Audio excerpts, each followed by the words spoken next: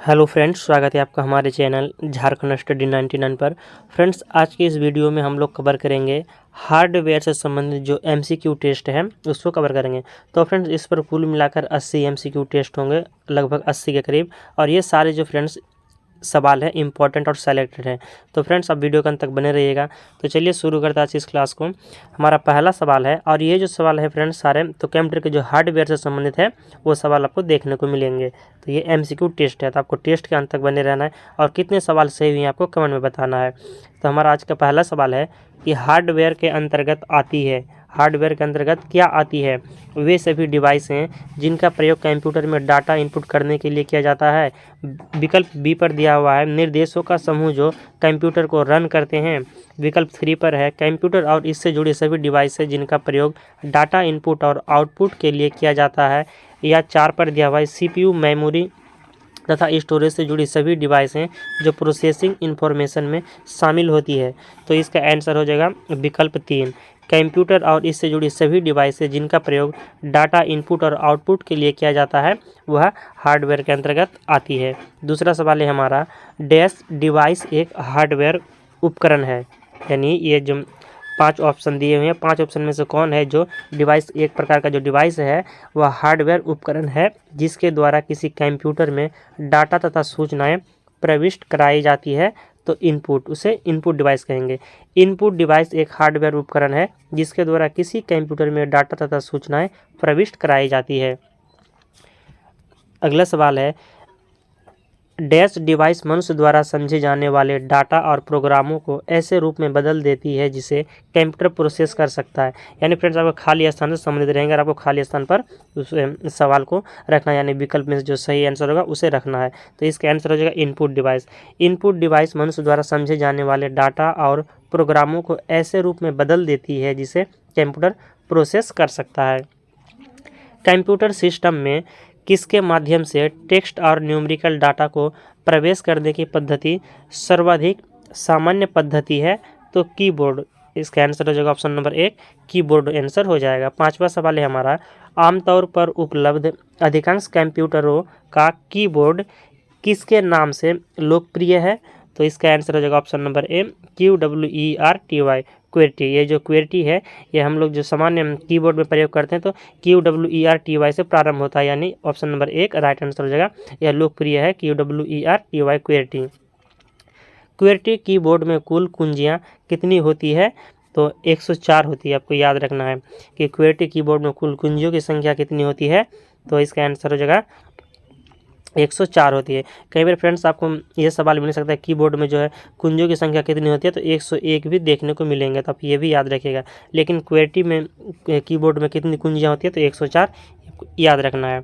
अगला सवाल है, निम्न में से कौन सा कंप्यूटर या टर्मिनल कीबोर्ड पर प्रोग्राम किया जा सकता है जिससे ऑपरेटिंग सिस्टम कमांड इंटरप्रेटर या एप्लीकेशन प्रोग्राम को कुछ विशिष्ट कार्य करने के लिए प्रेरित किया जा सके? तो उसे कहते हैं फंक्शन कुंजियाँ। उसे क्या कहेंगे? सिस्टम्स को फंक्शन कुंजियाँ कहते हैं। 8वां सवाल है, निम्न में से कौन सी कुंजी कर्सर के बाईं ओर के कैरेक्टर्स को डिलीट करने के लिए प्रयोग की जाती है? वह कौन सी कुंजी है जिसका प्रयोग जो है कर्सर के बाईं ओर के कैरेक्टर्स को डिलीट करने के लिए की जाती है? तो back space, option number 5 answer हो जाएगा। बैक स्पेस का प्रयोग करते हैं बाईं ओर की कुंजियों को डिलीट करने के लिए। 9वां सवाल है हमारा, खाली स्थान दिया हुआ है, कुंजी और खाली स्थान कुंजी को दूसरी कुंजियों के साथ मिलाकर शॉर्टकट या विशेष कार्य के लिए प्रयोग किया जा सकता है। तो कंट्रोल और अल्ट को दबाकर कंट्रोल कुंजी और अल्ट कुंजी को जो है दूसरी कुंजियों के साथ मिलाकर शॉर्टकट या विशेष कार्य के लिए प्रयोग किया जा सकता है। जैसे हम कंट्रोल प्लस शिफ्ट दबाकर कुछ कार्य कर सकते हैं, फिर अल्ट प्लस F1 दबाकर कोई कार्य कर सकते हैं। तो यहीं पर यह सवाल है कि कंट्रोल कुंजी और अल्ट कुंजी को जो है दूसरी कुंजियों के साथ मिलाकर शॉर्टकट के रूप में प्रयोग किया जाता है। 10वां सवाल है, निम्नलिखित में से कॉम्बिनेशन कुंजी किसे कहते हैं? तो कॉम्बिनेशन कुंजी कहते हैं शिफ्ट कुंजी को। कॉम्बिनेशन कुंजी किसे कहते हैं? शिफ्ट कुंजी को कहते हैं। निम्न में से टोंगल कुंजी किसको कहते हैं? टोगल कुंजी जो है किसको कहते हैं? तो टोगल कुंजी कहते हैं नम लॉक कुंजी को और कैप्स लॉक कुंजी को, नम लॉक कुंजी और कैप्स लॉक कुंजी को अगर हम मिला दें दोनों को क्या कहेंगे, तो टॉगल कुंजी कहेंगे। एंटर कुंजी किस बटन को दबाने का एक वैकल्पिक तरीका है। जब हम एंटर कुंजी दबाते हैं तो किस कार्य के लिए दबाते हैं, यानी उसका जो वैकल्पिक तरीका है तो क्या है, तो वह है ओके बटन। हम एंटर कुंजी दबाते हैं, इसका अर्थ हुआ कि यह ओके हो गया है। नेक्स्ट सवाल है हमारा, शिफ्ट कंट्रोल एल्ट निम्न में से किस श्रेणी के उदाहरण है। ये जो कुंजियाँ है शिफ्ट कंट्रोल एल्ट, यह किस श्रेणी के उदाहरण है, तो मॉडिफायर कुंजी, ये जो है मॉडिफायर कुंजी है। अगला सवाल है, कीबोर्ड में बाएं दाएं अप डाउन कुंजियाँ निम्नलिखित में से किस फंक्शन की सुविधा देती है। इसका आंसर हो जाएगा विकल्प 2, डॉक्यूमेंट को देखने के लिए और पेज स्क्रॉल करने के लिए इसका प्रयोग करते हैं। अगला सवाल है हमारा, कंप्यूटर का माउस किस प्रकार की डिवाइस है। माउस जो है यह किस प्रकार की डिवाइस है, तो इनपुट डिवाइस है। ऑप्शन नंबर 3 राइट आंसर हो जाएगा, इनपुट डिवाइस। माउस जो है इनपुट डिवाइस है। माउस का आविष्कार किसने किया था, तो डगलस एंजल बट ने किया। ये आपको मालूम ही होगा, इजी सवाल है। माउस का आविष्कार किसने किया है, तो डगलस एंजल बट ने किया है। टेक्स्ट को अपनी पोजीशन दर्शाने वाले ब्लिंकिंग पॉइंट को क्या कहते हैं, तो टेक्स्ट को जो है अपनी पोजीशन दर्शाने वाली ब्लिंकिंग पॉइंट को क्या कहते हैं, तो कर्सर कहते हैं। ऑप्शन नंबर 2 राइट आंसर हो जाएगा, कर्सर। अगला सवाल है, इनमें से कौन सी पॉइंटिंग और ड्रॉप डिवाइस है, तो माउस। माउस जो है एक पॉइंटिंग डिवाइस है और ड्रॉप डिवाइस है। कौन सा मध्य बटन कहलाता है जिसे दबाकर माउस के तीसरे बटन के रूप में इस्तेमाल किया जाता है, तो स्क्रॉल व्हील का प्रयोग किया जाता है। अगला सवाल है हमारा, जब आप माउस के बाएं बटन को जल्दी 2 बार दबाते हैं और छोड़ते हैं तब आप डैश करते हैं, तब आप क्या करते हैं, तो डबल क्लिकिंग करते हैं। जब फ्रेंड्स उसे 2 बार दबा दिए तो डबल क्लिक हो गया, यानी उसे डबल क्लिकिंग कहेंगे। इजी सवाल था कि जब आप माउस को बाएं बटन को जल्दी 2 बार दबाते हैं और छोड़ते हैं तब आप क्या करते हैं, तो डबल क्लिकिंग करते हैं। निम्नलिखित में से कौन सी इनपुट डिवाइस और कंप्यूटर या अन्य इलेक्ट्रॉनिक उपकरणों की गति या डाटा एंटर करने के लिए प्रयोग की जाती है, तो ट्रैक बॉल का। ऑप्शन नंबर 2 राइट आंसर हो जाएगा, ट्रैक बॉल का प्रयोग की जाती है। ट्रैक बॉल का प्रयोग किया जाता है, ट्रैक बॉल का प्रयोग किस में किया जाता है, तो कैम वर्क स्टेशन में। CAM है जो कैम है, कैम वर्क स्टेशन में जो है ट्रैक बॉल का प्रयोग किया जाता है। अगला सवाल है, जॉयस्टिक का प्राथमिक तौर पर प्रयोग किसके लिए होता है। जॉयस्टिक का प्रयोग तो कंप्यूटर गेमिंग के लिए, जॉयस्टिक का प्रयोग होता है कंप्यूटर गेमिंग के लिए। CAD का पूरा नाम क्या है, तो इसका हो जाएगा computer aided design. Option number 4 answer हो जाएगा, कंप्यूटर एडेड डिज़ाइन। CAD का मतलब होता है कंप्यूटर एडेड डिज़ाइन। 25वां सवाल है, अधिकांश प्रोडक्ट्स पर बने प्रिंटेड लाइनों के पैटर्न को क्या कहते हैं। प्रिंटेड लाइन को क्या कहेंगे, तो बारकोड्स कहेंगे। अधिकांश जो प्रोडक्ट्स पर हमें बने जो प्रिंटेड लाइन का पैटर्न दिखाया जाता है उसे बारकोड कहते हैं। एक ऑप्टिकल इनपुट डिवाइस जो पेपर मीडिया पर पेंसिल के अंकों की व्याख्या करता है, तो उसे क्या कहेंगे, वह क्या है, तो इसका आंसर हो जाएगा ऑप्शन नंबर 1 OMR। एक ऑप्टिकल इनपुट डिवाइस जो पेपर मीडिया पर पेंसिल के अंकों की व्याख्या करेगा उसे OMR कहते हैं। OMR, तो OMR का मतलब होता है ऑप्टिकल मार्क रिकॉग्निशन। आपको याद रखना है, कहीं पर आपको ऑप्टिकल मार्क रीडर भी दिखाई देगा तो ये हो जाएगा OMR। उसे क्या कहेंगे, इनपुट डिवाइस, और यह जो है एक प्रकार का इनपुट डिवाइस है। अगला सवाल है, किस इनपुट डिवाइस की सहायता से किसी वस्तुनिष्ठ प्रकार की प्रयोगात्मक परीक्षा की उत्तर पुस्तिका की जांच की जाती है। उत्तर पुस्तिका की जांच यानी OMR शीट की जांच की जाती है, तो OMR से आपको याद रखना है कि OMR से जांच की जाती है। इसका आंसर हो जाएगा 1।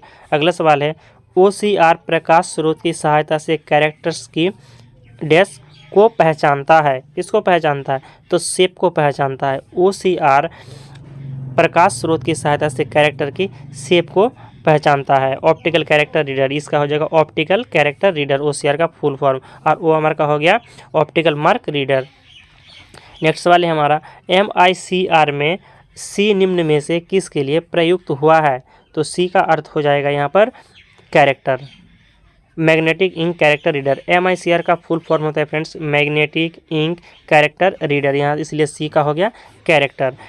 30वां सवाल है, बैंकों में चेकों को पढ़ने के लिए निम्न में से कौन सी विधि का प्रयोग किया जाता है? तो MICR का प्रयोग किया जाता है बैंकों में चेकों को पढ़ने के लिए। अगला सवाल है हमारा, MICR कैरेक्टर्स को प्रिंट करने के लिए प्रयुक्त स्याही में क्या होता है? तो इस पर जो होता है iron oxide. Option number D right answer हो जाएगा, आयरन ऑक्साइड। और फ्रेंड्स आपको कोड यहाँ पर दिया हुआ है 3, यानी 3 आंसर होगा ऑप्शन 3, क्योंकि डी आंसर हो, लेकिन डी किस में दिया हुआ है? ऑप्शन नंबर 3 पर दिया हुआ है, इसलिए ऑप्शन नंबर 3 राइट आंसर हो जाएगा। MICR magnetic ink character reader characters को प्रिंट करने के लिए प्रयुक्त स्याही में क्या होता है? तो आयरन ऑक्साइड होता है, आयरन ऑक्साइड। अगला सवाल है, स्मार्ट कार्ड क्या है? तो स्मार्ट कार्ड है micro processor card. Smart card क्या है? तो यह जो है एक प्रकार का माइक्रो प्रोसेसर कार्ड है। निम्नलिखित में से किसमें एक इलेक्ट्रॉनिक लेखन क्षेत्र और एक विशेष पेन होता है जो इसके साथ काम करता है? तो वह क्या है? तो ग्राफिक टैबलेट। उसे क्या कहेंगे? ग्राफिक टैबलेट कहेंगे। नेक्स्ट सवाल है हमारा, डैश ग्रे स्केल और कलर मोड दोनों में चित्र को स्टोर करता है? कौन? तो स्कैनर। स्कैनर जो है ग्रे स्केल और कलर मोड दोनों में चित्र को स्टोर करता है। अगला सवाल, निम्न में से कौन एनालॉग सूचना को डिजिटल रूप में परिवर्तित करता है? तो हो जाएगा डिजिटाइजर। डिजिटाइजर जो है एनालॉग सूचना को डिजिटल रूप में परिवर्तित करता है, डिजिटाइजर। आपको याद रखना है, डिजिटाइजर। डैश का प्रयोग हाथ से लिखी सामग्रियों या मुद्रित सामग्रियों को पढ़कर डिजिटल छवि बनाने में किया जाता है? किसका प्रयोग जो है डिजिटल छवि बनाने में किया जाता है? हाथ से लिखी सामग्रियों या मुद्रित सामग्रियों को पढ़कर डिजिटल छवि बनाने में प्रयोग किया जाता है। किसका? तो इसका हो गया स्कैनर। स्कैनर का प्रयोग किया जाता है।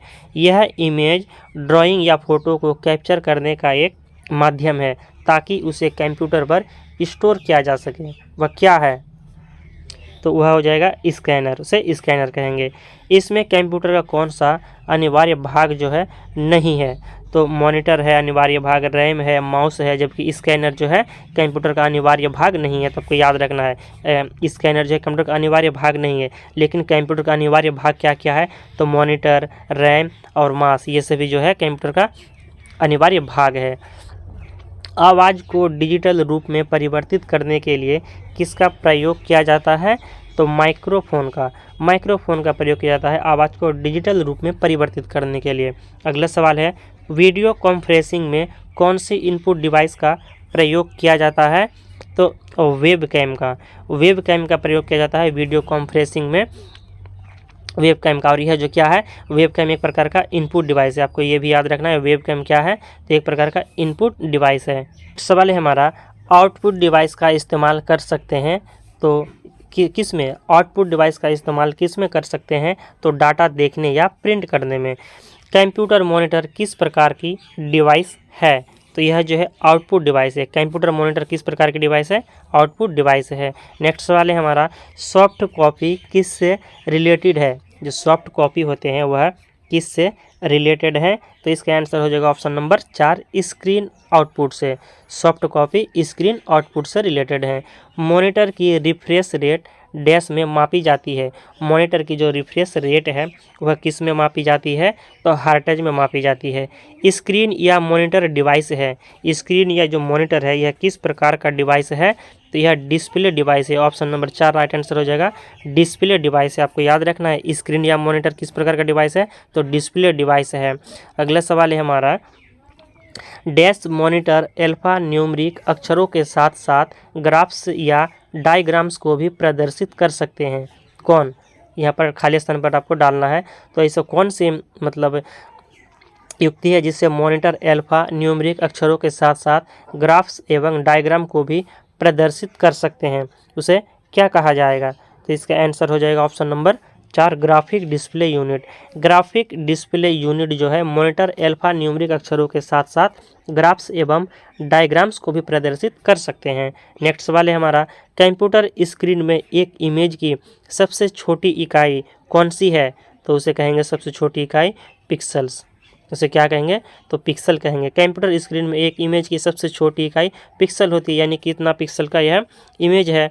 नेक्स्ट वाले हमारा, निम्न में से कौन एक लीवर है जिसे कंप्यूटर मॉनिटर या समान डिस्प्ले स्क्रीन पर इमेज की गति को कंट्रोल करने के लिए कई दिशाओं में ले जाया जा सकता है?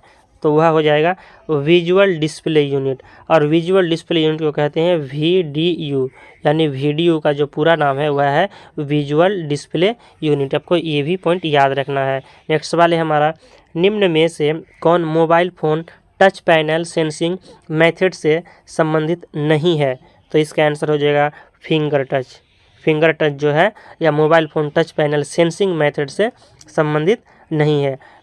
तो इसका आंसर क्या हो गया, इसका 49 का हो जाएगा फ्रेंड्स। इसका एक आंसर हो जाएगा, यानी एक पर जो बी दिया, सॉरी फ्रेंड्स यहाँ पर एक कूड वाला है, इसका एक आंसर है तो ए नहीं होगा। एक पर तो बी दिया हुआ, इसलिए इसका आंसर हो जाएगा वॉइस रिकॉग्निशन। वॉइस रिकॉग्निशन जो है mobile phone touch panel sensing method से संबंधित नहीं है, जबकि फिंगर टच है, ग्लव टच है और लाइट ट्रांसमिटेंस है, जबकि वॉइस रिकॉग्निशन यह जो है टच पैनल सेंसिंग मेथड से संबंधित नहीं है। 50वां सवाल है, स्क्रीन पर डिस्प्ले किए गए पिक्सल्स की संख्या को स्क्रीन पर कहते हैं, क्या कहते हैं उसे?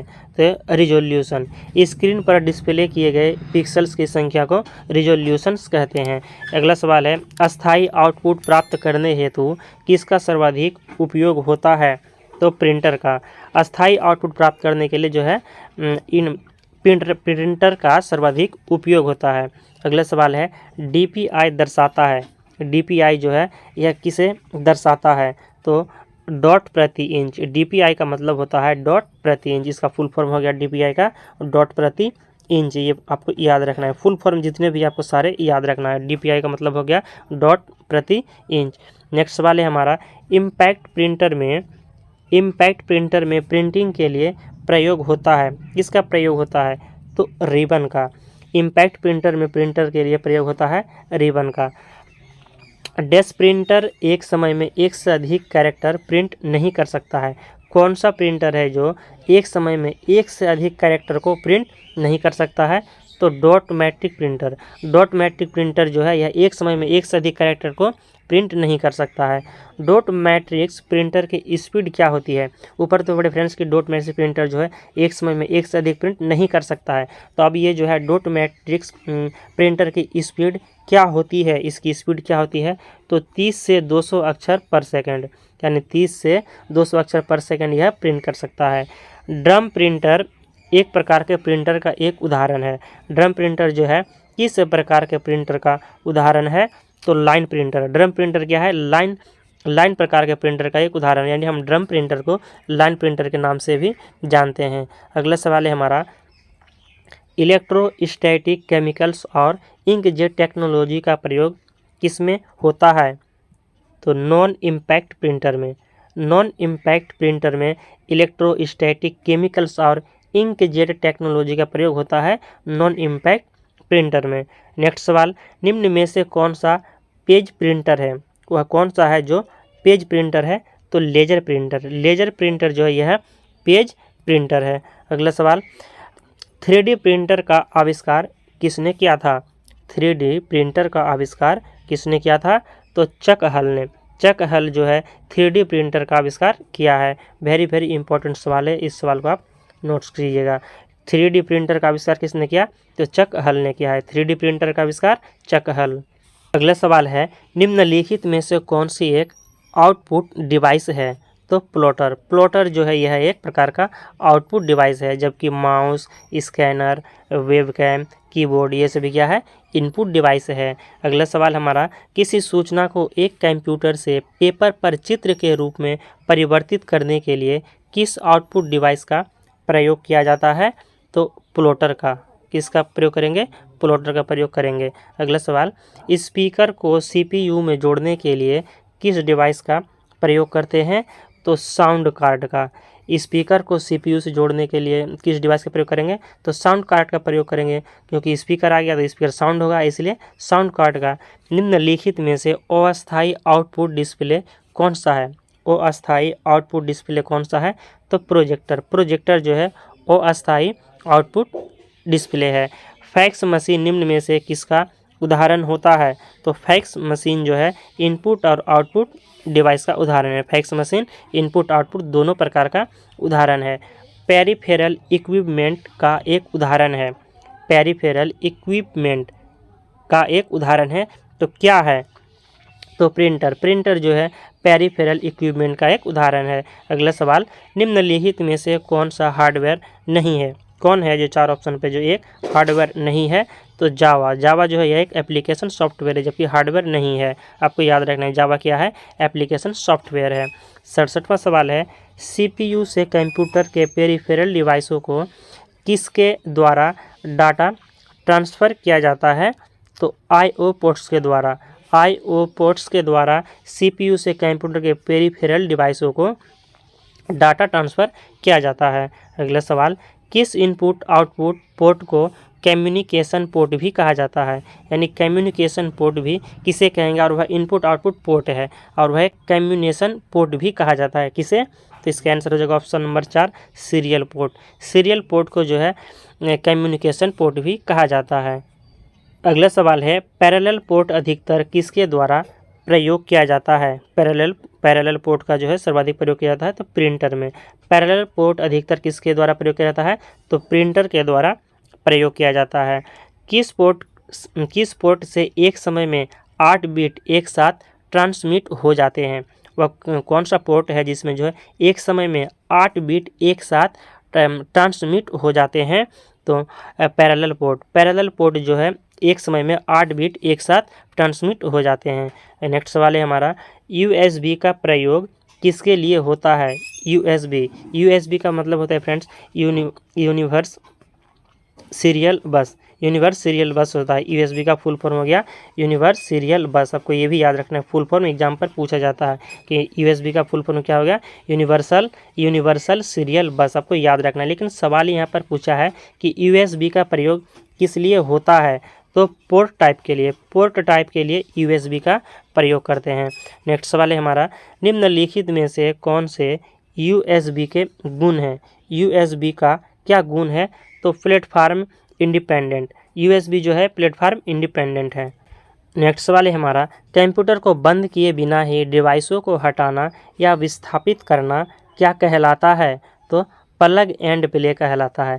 कंप्यूटर को बंद किए बिना ही डिवाइसों को हटाना या विस्थापित करना क्या कहलाता है?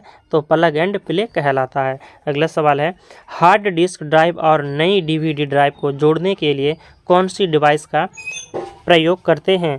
तो उस जो होगा फायर वायर का प्रयोग करते हैं। हार्ड डिस्क ड्राइव और नई DVD ड्राइव को जोड़ने के लिए फायर वायर का प्रयोग करते हैं। अगला सवाल है हमारा, MPEG को सामान्य तौर पर किस नाम से जाना जाता है? MPEG को सामान्य तौर पर किस नाम से जाना जाता है? तो इसका आंसर हो जाएगा ऑप्शन नंबर 1 MP3। MPEG को सामान्य तौर पर जो है MP3 के नाम से जाना जाता है। नेक्स्ट सवाल है हमारा, डैश एक ऐसा प्लेयर है जिससे ऑडियो व वीडियो CD को चलाया जाता है? तो MPEG है एक ऐसा प्लेयर है जिससे ऑडियो व वीडियो को चलाया जाता है। नेक्स्ट सवाल है हमारा, विशेष प्रकार के संगीत उपकरणों को साउंड कार्डों से कौन सा पोर्ट जोड़ता है? तो उसे MIDI जोड़ता है। MIDI कौन जोड़ता है? MIDI जोड़ता है। फ्रेंड्स आपको कमेंट में बताना है कि MIDI का फुल फॉर्म क्या होता है। MIDI जो है 4, इसका आंसर 4 हुआ MIDI का फुल फॉर्म आपको कमेंट बॉक्स में छापना है कि विशेष प्रकार के संगीत उपकरणों को साउंड कार्डों से कौन सा पोर्ट जोड़ता है? तो MIDI जोड़ता है। तो फ्रेंड्स हमारा यहाँ पर जो है कंप्यूटर हार्डवेयर से संबंधित MCQ टेस्ट जो है कंप्लीट होता है। अगर आपको आज का वीडियो पसंद आया तो एक लाइक जरूर कीजिएगा और आपको वीडियो कैसा लगा कमेंट में जरूर बताया। मिलते हैं नेक्स्ट वीडियो को लेकर बहुत जल्द। जय हिंद।